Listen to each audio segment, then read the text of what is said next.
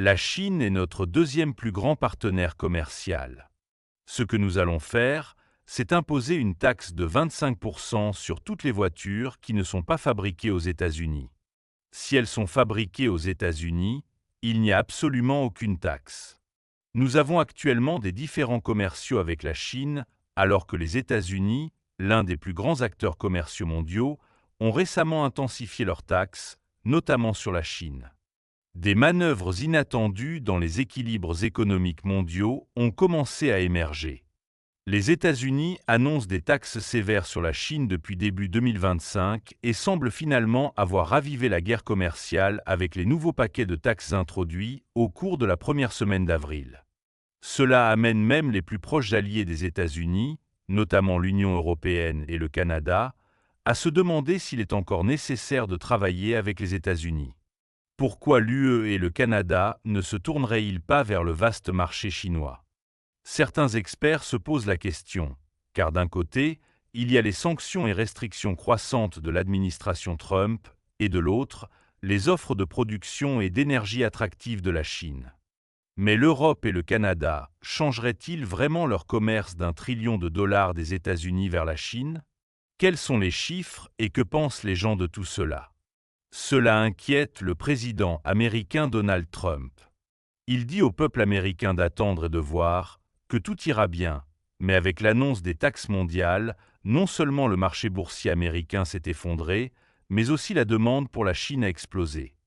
L'Union européenne et le Canada ont un flux commercial total avec les États-Unis d'environ 1 trillion de dollars, dont environ 700 milliards concernent les biens et services de l'UE et des États-Unis, et 300 milliards concernent le commerce entre le Canada et les États-Unis.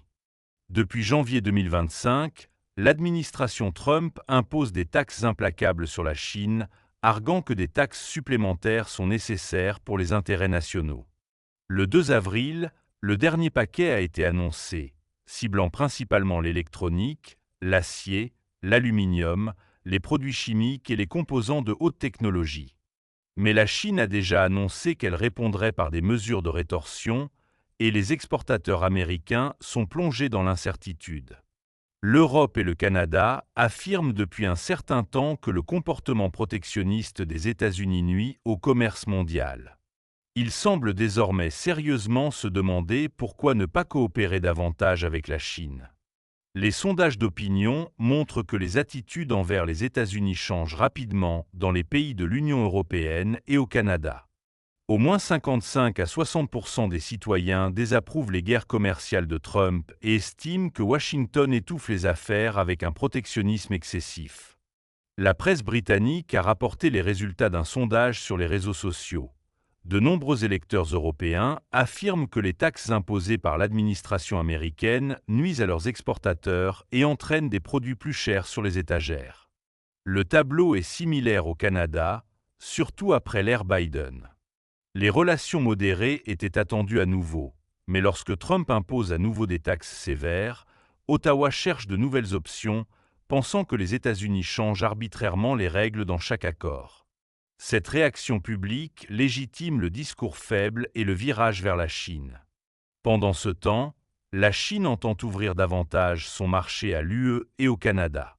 Cela a longtemps fait partie de l'agenda de Pékin de conclure des accords avec le Canada sur les ressources énergétiques telles que le pétrole et le GNL, et d'entamer des programmes conjoints de recherche et développement avec l'Europe sur des produits de haute technologie. Certains experts économiques affirment que la Chine et l'Europe ont un volume commercial annuel de 800 milliards de dollars, qui pourrait encore croître avec l'ajout du Canada. À la fois le flux de biens et la coopération financière pourraient se renforcer. Dans le cas du Canada, l'idée de vendre du pétrole et du GNL au marché chinois au lieu des États-Unis est sérieusement discutée dans le pays. Nous avons du mal à vendre aux États-Unis à cause des taxes de Trump, tandis que la Chine est un énorme acheteur, affirment les représentants industriels sur les réseaux sociaux. De même, les entreprises automobiles européennes soutiennent qu'elles peuvent compenser la marge perdue en raison des taxes américaines avec la Chine. Nous avons déjà une bonne part du marché chinois. Maintenant, il pourrait avoir plus de sens de l'élargir, disent les fabricants allemands ou français. Lorsque les chiffres sont analysés, Le commerce UE-États-Unis a avoisiné les 1 trillion de dollars en 2024, s'élevant à 995 milliards de dollars en termes absolus. De ce montant, 450 milliards étaient répartis comme exportation américaine et 545 milliards comme exportation de l'UE vers les États-Unis. Sur la ligne Canada-États-Unis, il y a eu un flux de 42 milliards de dollars. Cette taille colossale a lié économiquement les deux rives de l'Atlantique. Cependant, d'ici 2025, l'attaque de Trump contre la Chine et ses menaces de taxes sur l'UE et le Canada, comme punition secondaire, ont amené la question de savoir si nous devrions changer de plan au sommet de l'agenda en Europe et au Canada. Plutôt que de prendre autant de risques, il pourrait être plus rentable à long terme de travailler avec un partenaire comme la Chine, qui offre une production moins chère et un marché plus vaste, un refrain courant sur les réseaux sociaux. Bien sûr, il est difficile de savoir si cela signifie tourner le dos aux États-Unis. Certains ne parlent pas d'une rupture complète, mais d'un plan visant à se concentrer davantage sur la Chine et à réduire la part des États-Unis. Le Canada est fortement dépendant des États-Unis pour ses exportations de pétrole, de GNL et d'électricité. Les chiffres montrent qu'en 2024, les revenus du pétrole et du gaz du Canada, d'environ 100 milliards de dollars, proviennent principalement du marché américain. Si les tarifs de Trump ou d'autres sanctions liées aux tarifs compliquent ce flux, le Canada pourrait développer des projets majeurs avec des acheteurs alternatifs tels que la Chine, l'UE ou même le Japon. En fait, ce serait une transition coûteuse, car elle nécessiterait des investissements dans de nouveaux pipelines et des installations de GNL.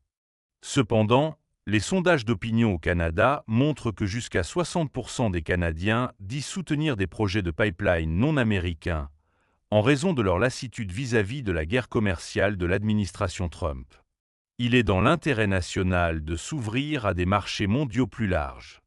Le gouvernement d'Ottawa pourrait également obtenir le soutien des électeurs en affirmant que cela renforcerait notre indépendance stratégique vis-à-vis des États-Unis.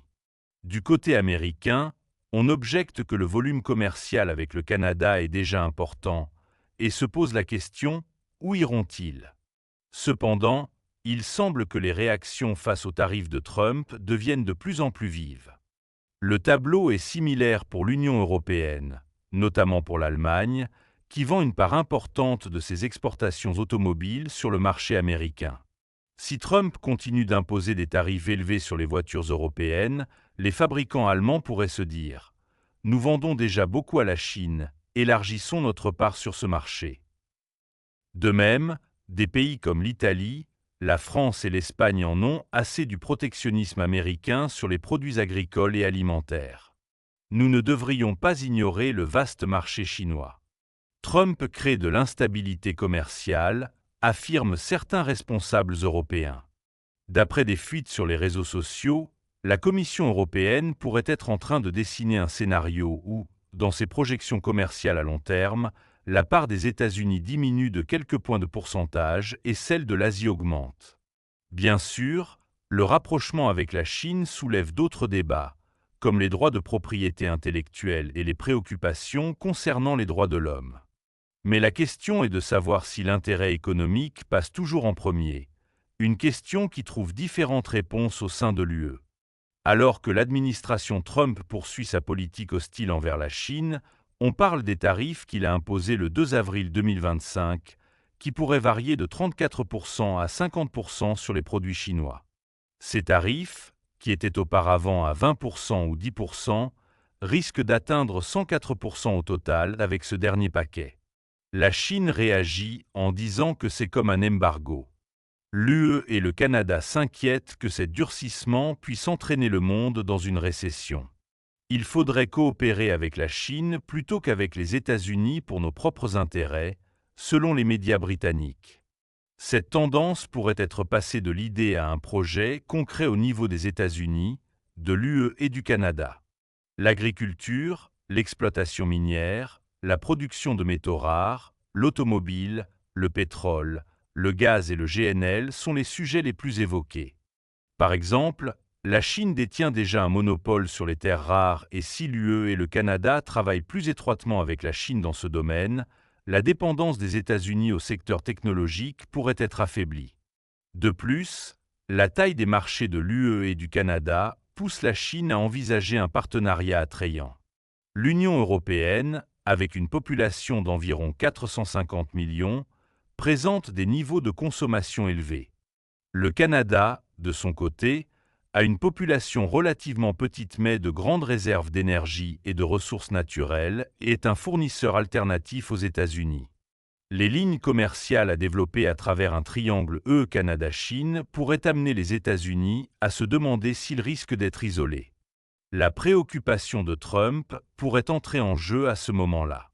Il y a des questions sur les réseaux sociaux telles que « Les États-Unis feront-ils de nouveaux efforts pour empêcher cette situation ?» Peut-être que Trump essaiera de dissuader l'UE et le Canada de se tourner vers la Chine en leur offrant des accords attractifs. Mais au vu des événements, avec la poursuite des tarifs et de la rhétorique protectionniste, les Européens et les Canadiens pourraient en venir à la conclusion. Pourquoi continuer à commercer avec une administration instable? Mais un tel changement peut-il se produire à court terme? Les experts disent qu'une rupture complète n'est pas facile. En effet, le commerce entre l'UE et les États-Unis avoisine les 995 milliards de dollars, tandis que celui entre le Canada et les États-Unis se situe autour de 400 milliards de dollars. Il est techniquement et politiquement impossible que ces chiffres se déplacent vers la Chine du jour au lendemain. Cependant, certains affirment qu'un changement de 5% par an pourrait représenter des sommes énormes. Par exemple, si les entreprises européennes établissent de nouvelles lignes de production en Chine, si les Canadiens construisent des pipelines et des installations de GNL orientées vers l'Asie, une structure moins dépendante des États-Unis pourrait émerger d'ici 5 à 10 ans. Si Trump sous-estime l'Europe et le Canada, les États-Unis pourraient perdre leur part de marché de manière permanente à long terme, selon une analyse répandue sur les réseaux sociaux. Néanmoins, étant donné que les États-Unis sont un pays